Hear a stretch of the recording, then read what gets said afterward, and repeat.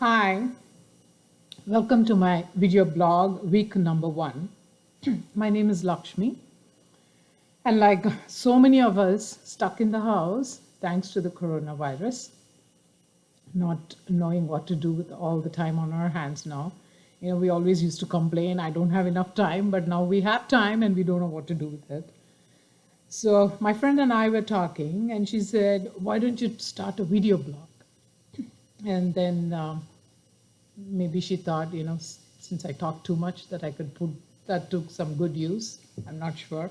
Or maybe she thought I would stop bugging her. But so here I am, on this venture of my video blogging. And I was thinking, what should I talk about? And then I thought about Seinfeld, who started this huge, big hit show about nothing. Seinfeld started a show about nothing, and I thought, okay, let my blog be about nothing. So I thought I'll just talk about things that that come to me. We all think so many thoughts go through our mind every day. Some thoughts worth sharing, some not worth sharing, and so thought maybe I can use this time, maybe use some to motivate myself, motivate other people. You know, Having said that, I'm going to give a little introduction about myself. My name is Lakshmi, as I said, and as my profile, my Twitter profile says it, I'm a daughter, a sister, a mother, a wife, a citizen of this earth. Definitely a citizen of this earth, because as once my professor said, he said that I'm so blessed. I'm so blessed because I take the best of the two. I'm able to take the best of the two cultures and use it. And I think we all can relate to it as immigrants. We do try to make the best use of both cultures, and make it work for us and make it work for other people. And I was one of the seven, being the youngest. I had to be very forceful and very loud, because in order to be heard in the house. Otherwise, I would have been trampled by my siblings. So thanks to them, here I am with a very forceful personality, sometimes stubborn. Some people like it, but some don't. But that's who I am. And growing up, my father had a big influence on all of us.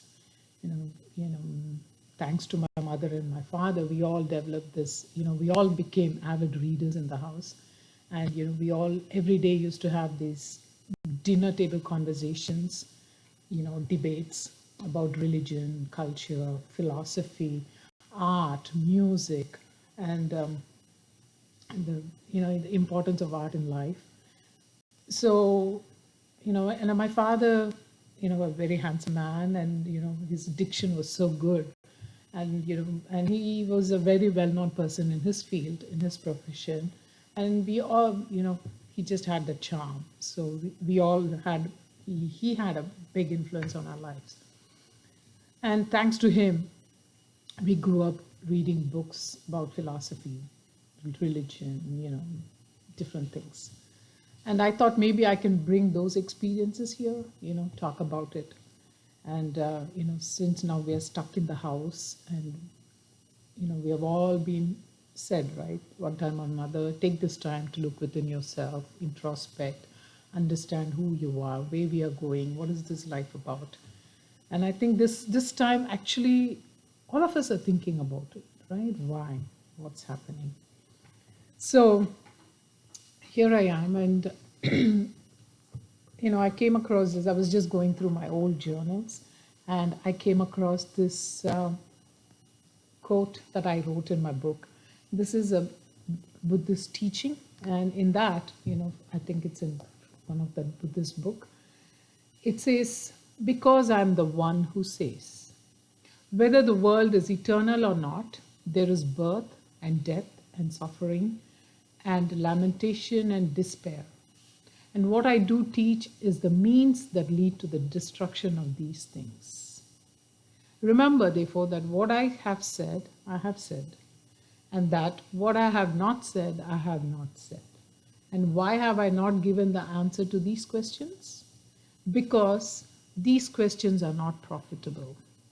They are not a principle of the holy life. They lead not to peace, to supreme wisdom and nirvana. And I guess that's why we have no answers, because they are not profitable. We have all asked ourselves, especially at this time, seeing so many deaths, scared, worried. We're all thinking, why this misery? Why this despair? Maybe we're not supposed to ask those questions. Maybe we're just supposed to move on in our life, and because they are not profitable, as Buddha says, And growing up, one of my favorite Indian philosopher is Sarvepalli Radhakrishnan. So I'm going to read from his book. It's the Indian Philosophy, Volume 1, and I'm going to start from the beginning. Philosophy it's a very hard subject. It needs lots of focus. Even though we read, we forget about it, and it needs, to read again and again and again in order to understand one single sentence. But I was reading about it, and I was wondering, what is it we're all looking for, right? We're all looking for happiness, and but if that is what we're looking for, to be happy, it is so easy, right? If we really think about it, all we need is some food to eat and a roof over our head and some clothes, and then we should be happy sitting at home thinking happy thoughts. But I guess that is not what we are looking for. Maybe we need to seek that happiness, struggle to find that happiness, probably, because, we have all heard the stories of lottery winners who lose their money in no time and become bankrupt. Maybe because they do not know the value of the money.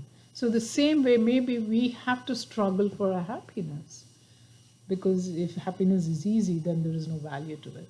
So maybe that's what we're supposed to be doing. I don't know. I've tried for 45 years and I'm still struggling, right? Despair overcomes so easy. Anger comes over, we get angry so easily. We are so prejudiced. But, and in this book, Radhakrishnan talks about Shankara and how Shankara has talked about these Vedanta Sutras. Okay, according to Shankara, in his Vedanta Sutras, he says that a seeker, I guess a seeker is the one who questions, who asks, wants nirvana, wants happiness, whatever we name it.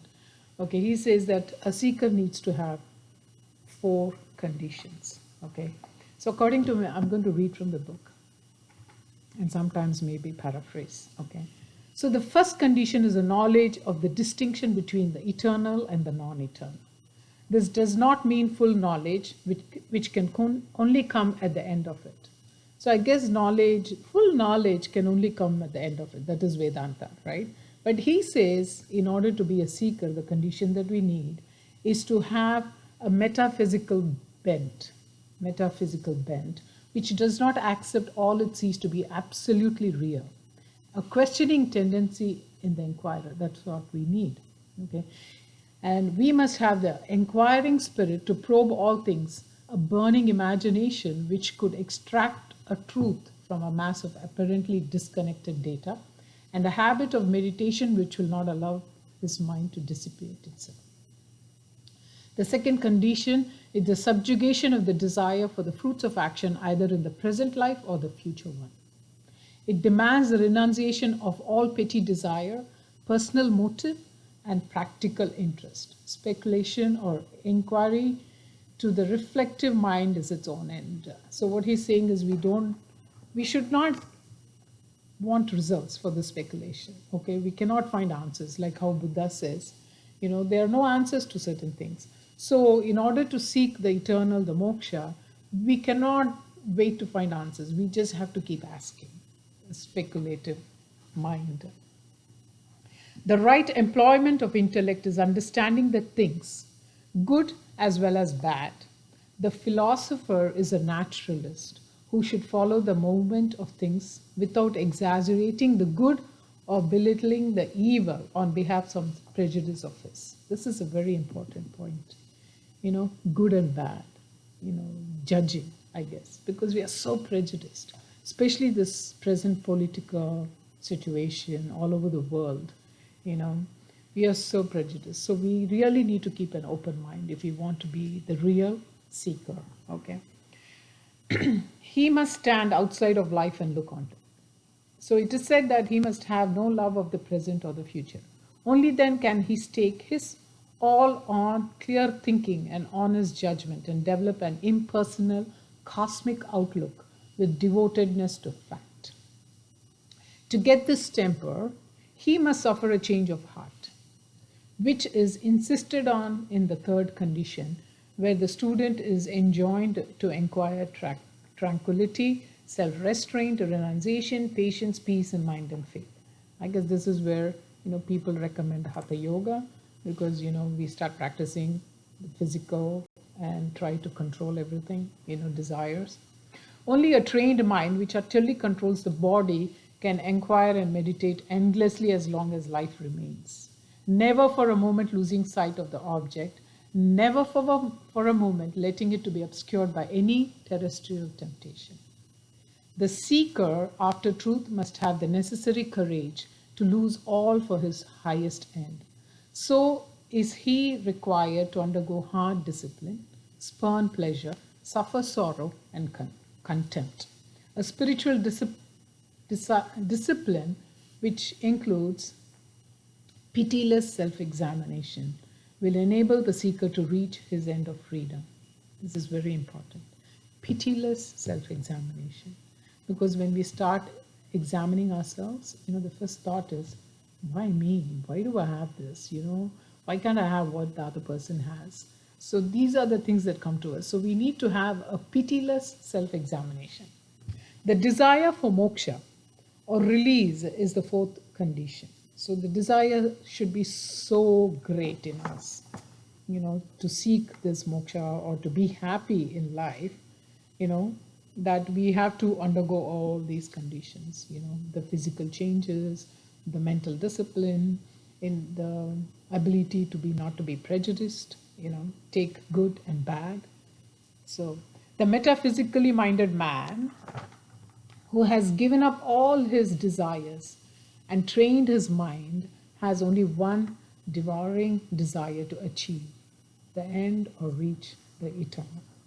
So that has to be our, I guess, the burning desire in us. So how many of us do have that burning desire? And it is very hard, being in the samsara, being a samsari.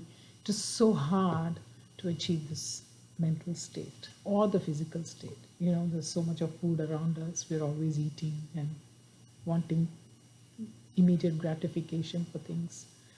So maybe we can meditate on these things this week, how to develop this, how to work for it, and then maybe we will find this eternal happiness. Let's meditate on that this week, and I will see you next week. And thank you for listening to me, and hope we can keep it going. Thank you.